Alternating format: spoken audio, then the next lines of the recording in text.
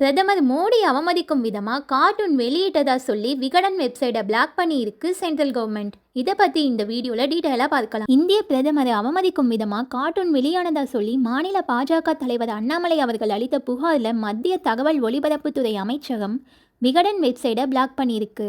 இதற்கு விகடன் தரப்புல இருந்து என்ன சொல்லியிருக்காங்கன்னா, விகடன் வெப்சைட்டை சென்ட்ரல் கவர்மெண்ட் பிளாக் பண்ணதுக்கு ஃபார்மலாக எந்த ஒரு அனௌன்ஸ்மெண்ட்டும் கொடுக்கப்படலைன்னு விகடன் பிளஸ் பேஜில் பிப்ரவரி 10 வெளியான அமெரிக்காவில் இருந்து இந்தியர்களை கைவிலங்கிட்டு அழைத்து வரப்பட்டதுக்கு பிரதமர் மோடி அவர்கள் பேசாமல் இருந்ததை குறிக்கும் விதமா ஒரு கார்ட்டூன் வெளியிடப்பட்டிருந்தது. அந்த கார்ட்டூனுக்கு பாஜக ஆதரவாளர்கள் விமர்சித்ததோட பாஜக மாநில தலைவர் அண்ணாமலை அவர்களும் விகடன் நிறுவனத்துக்கு எதிராக புகார்கள் அனுப்பப்பட்டதா சொல்லப்படுது.